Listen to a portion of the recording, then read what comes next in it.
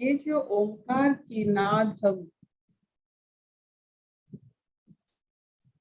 अभ्यास कर रहे हैं, ये जीवित समय में भी काम आता है और मृत्यु समय में भी ज्यादा काम आता है। कैसे? जैसे आप देखते हो कोई भी सर्जरी होता है तो एनेस्थेसिया दिया जाता है, मतलब आपको निश्चेतन करके, निश्चेतन मतलब इंद्रियों से मुक्त करके आपका सब कुछ सर्जरी होता है। निश्चेतन मतलब इंद्रियों मुक्त अवस्था, जैसे आप कोई बाहर की अनुभूति ना कर सके।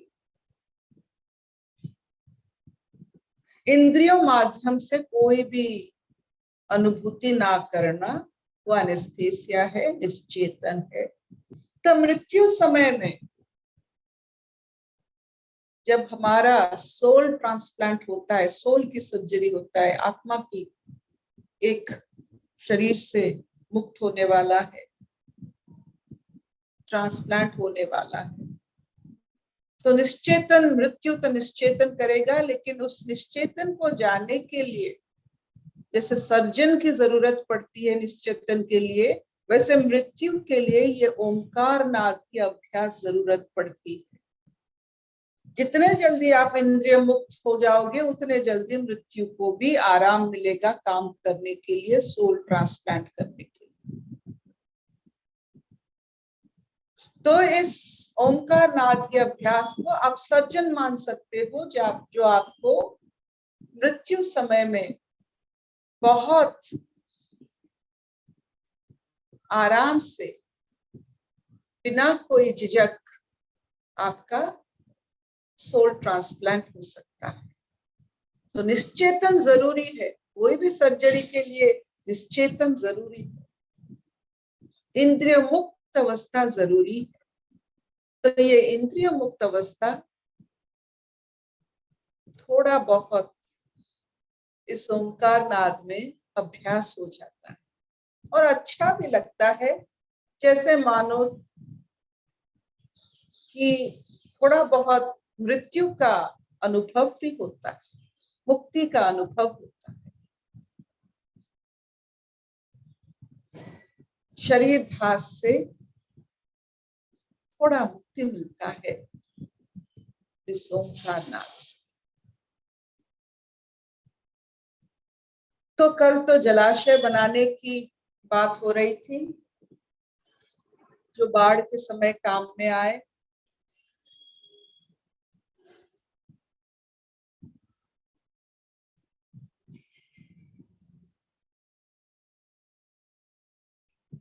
ब्रह्म ज्ञान और प्रकृति की ज्ञान, ये दोनों ज्ञान चाहिए। जैसे जागृत अवस्था और सुप्त अवस्था, ये चाहिए। हम जागृत रहते हैं, सोते भी। ये जागृत रहना ब्रह्म ज्ञान होता है, सोना भी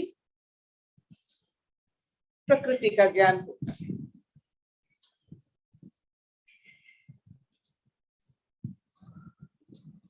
लेकिन जो ज्ञान हम जागृत अवस्था में बनाते हैं, सीखते हैं, वो दोनों समय में भी काम आता है। क्योंकि सोने के वक्त जो आप रोटी बनाते हो अपने स्वप्न में, वो शरीर पोषक नहीं करता, लेकिन जागृत समय में भी जो रोटी बनाते हो वो जागृत अवस्था में भी काम आता है, स्वप्न अवस्था में भी काम आता है और सुप्त अवस्था में भी काम आता है। जो ब्रह्म ज्ञान, सच्चाई का ज्ञान, सत्य का ज्ञान, जो आप संपूर्ण जागरण में अनुभव करते हो, वो ज्ञान आपको नींद में भी वो अपना काम कर देता है। नींद में बनाया हुआ ज्ञान कोई काम में नहीं आता। आपने जितना स्वप्न में नींद में पढ़ाई की है, देखिए हम 6 घंटा 7 घंटा नींद में जाते हैं, बहुत पढ़ाई भी उसमें होती है, वो कुछ काम का नहीं।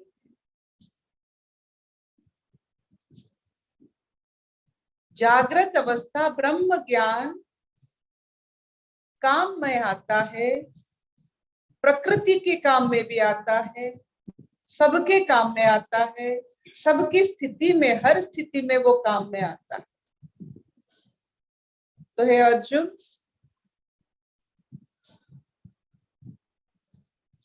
तू अभी फल से फल मुक्त होकर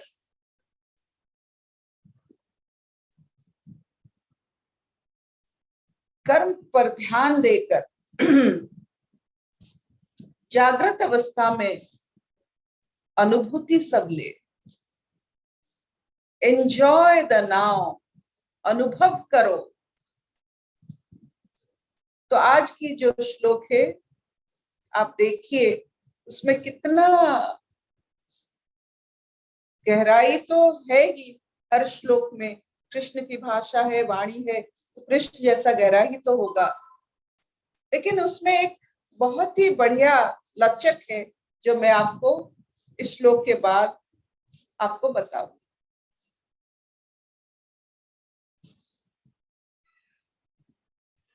कर्मणि एव अधिकारः ते मा फलेषु कदाचन मा कर्म फल हेतु मा ते संग अस्तु अकर्मणि।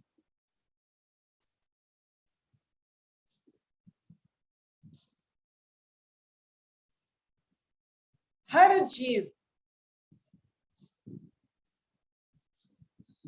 हर अणु, चाहे वो जीव हो निर्जीव हो, सब व्यस्त है। सब अपना ड्यूटी, अपना कर्म कर रहे हैं। अब सूर्य को देखिए, सब निर्जीव को भी देखिए, अपना कर्म कर रहे हैं। निर्जीव के अंदर में जो अणु परमाणु है वो भी घूमते रहते हैं, वो भी अपना कर्म कर रहे हैं। Atom, at the level of atomic, सब कर्म कर रहे हैं। निर्जीव इच्छा रहित है, इसीलिए वो अपना कर्म हर समय निभा सकता है, क्योंकि उसकी इच्छा कुछ नहीं है, अणु की कुछ इच्छा नहीं। सूर्य की कोई इच्छा नहीं है।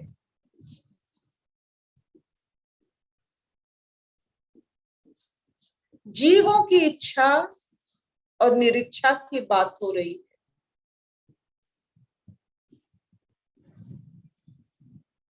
जीव अपने इंद्रिय सुख जहां मिलता है वहां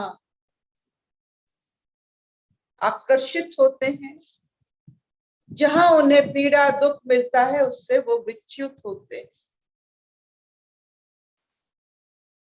तो उनका ये जो पेंडुलम जैसा जीवन, आकर्षण विच्युति, ये सब किस कारण हो रहा है?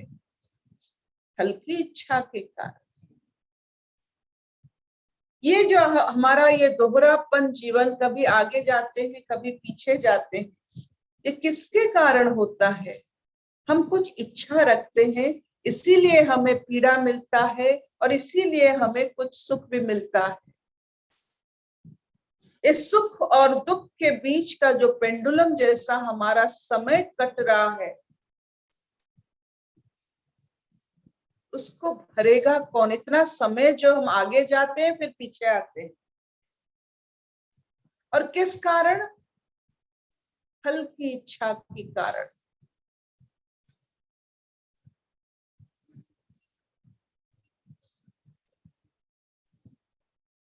इस इच्छा के कारण हमारा यहाँ बहुत नुकसान हो रहा है। किस चीज का नुकसान हो रहा है? अनुभूतियों का। कर्म की अनुभूतियों का इतना नुकसान हो रहा है जिस अनुभूति से वेद बनता है, हम बिना वेद बनाकर सिर्फ आगे पीछे होकर इस संसार को छोड़ रहे। क्यों छोड़ रहे हैं? क्यों आगे पीछे हो रहे हैं? क्यों जलाशय नहीं बना पा रहे हैं? क्योंकि हमारा फल से ही केवल हमारा नाता जुड़ जाता है। फल क्या मिलेगा?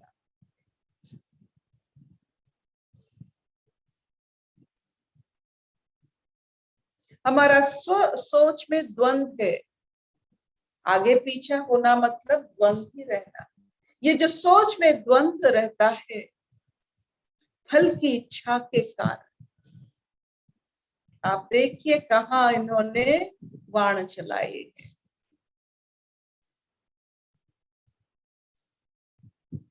और ऐसा कोई इंसान नहीं है, ऐसा कोई समाज नहीं है कि एक ही प्रकार के कर्म का एक ही प्रकार का फल मिलता है।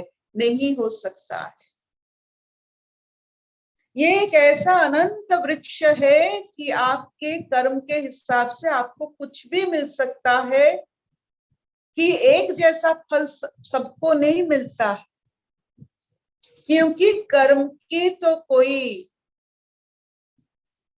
द्वंद नहीं है, कर्म का तो कोई आचार विचार नहीं है, लेकिन कर्म के पीछे जो आपका भाव है, उसी के अनुसार फल मिलता है। अगर भाव से फल मिलता है तो क्यों ना भाव को गहरा करें?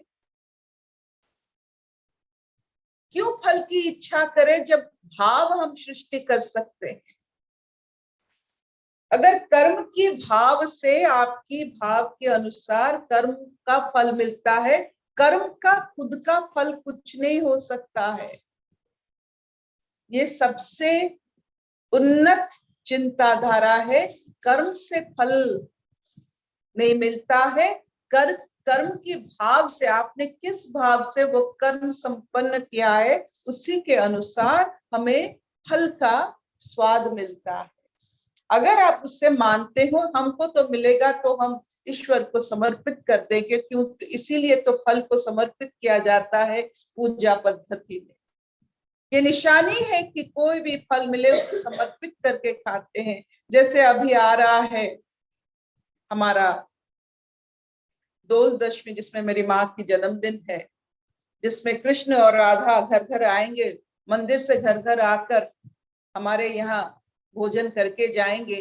तो वहां एक पूजा होती है, वो है छोटी आम की पूजा होती है। हम समर्पित करके उसी दोल दशमी को हम समर्पित करते हैं। जितना आम है पहले राधा कृष्ण को खिलाते हैं, फिर खाते हैं। यही हमारा परंपरा है। होली के पहले हमारे जितने मंदिर है, राधा कृष्ण के मंदिर है, विमान में बैठकर घर में खाने के लिए आते हैं। हर घर में खाने के लिए आते हैं और हम उन्हें न्योता भेजते हैं, आइए हमारे घर। राधा कृष्ण के साथ पहला होली आम के साथ, आम को समर्पण कर, क्योंकि उस समय आम ही आ जाता है पेड़ों में, तो उसे समर्पित करके हम खाते हैं। पहला चीज हम यहाँ बताना चाहेंगे कि फल तो ईश्वर का है, अनुभव तो अपना है। तो आपकी अनुभूति, आपकी भाव आपका है, आपका जलाशय है, आपका वेद है, आपका सोच है, आपका सब कुछ है। आपका भाव, आपका खुद का बनाया हुआ भाव, फल तो ईश्वर का है।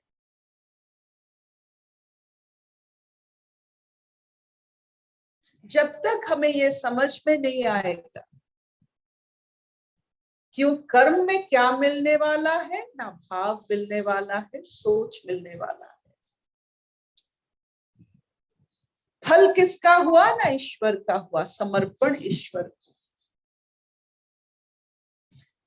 इस अवस्था में जो रहते हैं उनके लिए हर वक्त, हर जो कहते हैं हर मुहूर्त जैसे कहते हैं, एक उद्दीपना, एक जिससे वो, जैसे मानो वो हर समय आलोकित अवस्था, आनंद अवस्था, और हर समय जैसे नयापन, जो भाव को ढूंढते हैं हर कर्म में।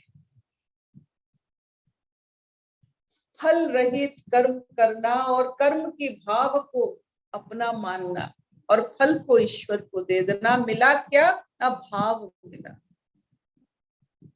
मीरा जी को क्या मिला था? विष या कृष्ण या भाव? मीरा जी को संसार में विष मिला, कोई फर्क नहीं पड़ा मीरा जी को, क्योंकि वो भाव इतना सुंदर है कि अभी तक हमारे नस नस में मीरा जी का भाव चल रहा है। उनको तो विष मिला, उनकी कर्म के हिसाब से उनको तो विष मिला, लेकिन उनके भाव के जरिए जो जीवन उन्होंने बिताया, अभी तक हमारे वो जीवन में मिल रहा है उनका जो भाव।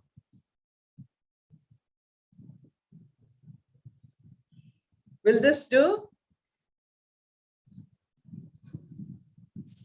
चलेगा? हाँ दीदी, चलेगा चलेगा। जो फल गिनते हैं, फल की आशा में अपना कर्म खो देते हैं, क्योंकि कर्म से फल जुड़ा नहीं होता है, कर्म से भाव जुड़ा होता है। अगर आपका भाव, आपका वेद जो कर्म से उपज हुई हो, सांख्य से, प्रकृति से, जब हम कर्म करते हैं, प्रकृति में कर्म करते हैं, तो उसी से जो हमारी भाव निकलती है वो है हमारा घी, जो कहते हैं। उसी घी में हम ज्ञान की आलोक जलाते हैं। तो वो घी चाहिए, वो घृत चाहिए, अपने भाव का घृत चाहिए ज्ञान को जलाने के लिए। उसमें क्या फल मिला वो समाज का है, ईश्वर का। Will this do? Yes. Only this will do.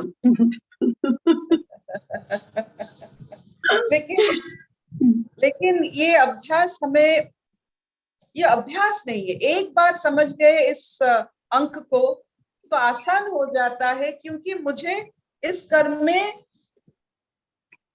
क्या क्या भाव मिला, इससे हमें मतलब है।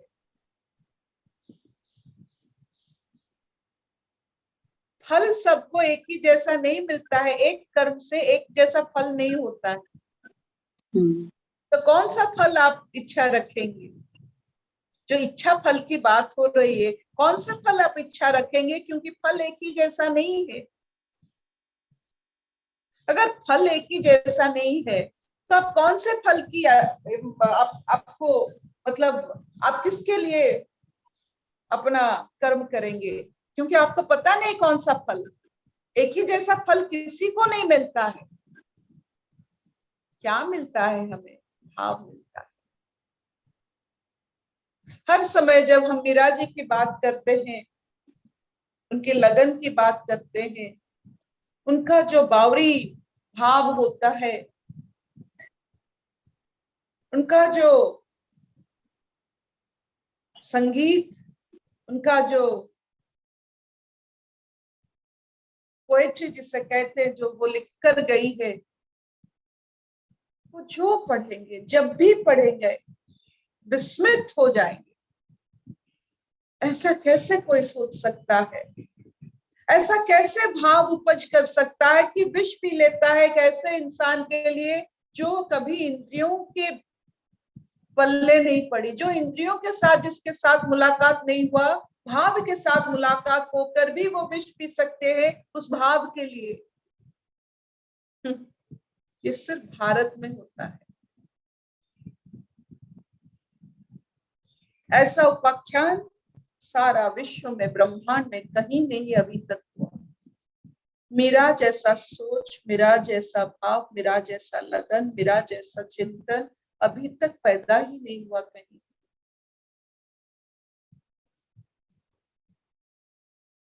सबका अंत मृत्यु होता है, मेरा की अंत भी मृत्यु हुई। देखिए लेकिन उनके भाव,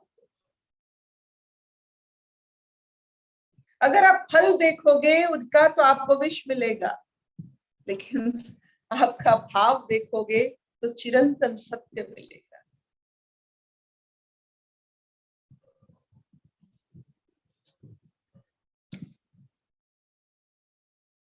अशतो मा सत्गमय तमसो मा ज्योतिर्गमय मृत्युर्मा अमृतं गमय सर्वे सुखिनः सन्तु सर्वे सन्तु निरामया सर्वे भद्राणि पश्यन्तु मा कश्चित् दुःखभाग् भवेत्। ओम शांति शांति शांति। So this finishes the class. Meera का लगन का फल विष था, वो प्रकृति का नियम था, लेकिन अपने भाव पर प्रकृति का नियम नहीं चलता, तो अपना होता है। यही भाव आपकी जलाशय है, आपका वेद है, आपकी भाव।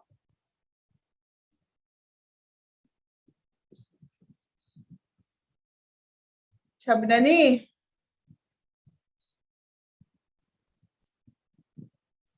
छबननी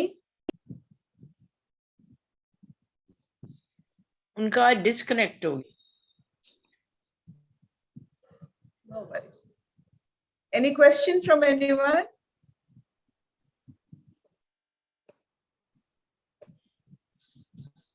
तो हर समय हम अपने भाव के ऊपर आलोकपात करें कि अभी हमको कैसा लग रहा है, हमारे मन में सोच क्या आ रही है। कर्म तो होता है, फल तो ईश्वर का है, हम तो भाव, और ईश्वर तब भाव विनोदन कहते हैं जो भावों को देखते हैं, फल को नहीं। इच्छा तंग करती है। हाँ जी, इच्छा, तो इच्छा जो होता है ना, हम तो मूर्ख है ना, हमारी इच्छा से अगर हम चलेंगे तो बर्बाद हो जाएंगे। हम तो मूर्ख है। अपना क्या इच्छा होता है? मैंने बचपन में कहा था ना, जब हम जब बच्चे थे, मैं जब छोटी थी, तो हमारे एक कॉलोनी जैसा होता था, तो वहाँ गुपचुप वाले, जो पानी पूरी वाले, वो आइसक्रीम वाले आते थे, तो अच्छा लगता था पानी पूरी खाना। तो लगता था इन लोगों को शादी कर ले, इसी से अच्छा होता है, क्योंकि हर दिन पानी पूरी खाना मिलेगा। अगर वो हमारा वो इच्छा पूर्ण हो जाता तो हमारा क्या होता? तो मूर्ख इच्छा क्या करेंगे? हम जैसे पानी पूरी वाले को शादी करना चाहते थे, क्योंकि अच्छा लगता था पानी पूरी। अगर ये इच्छा पूर्ण हो जाता तो क्या हर्ष होता हमारा? तो हे ईश्वर, कोई भी इच्छा हमारा पूर्ण ना करना, क्योंकि हम मूर्ख है, हमें पता नहीं है। इच्छा गली गली घुमाती है।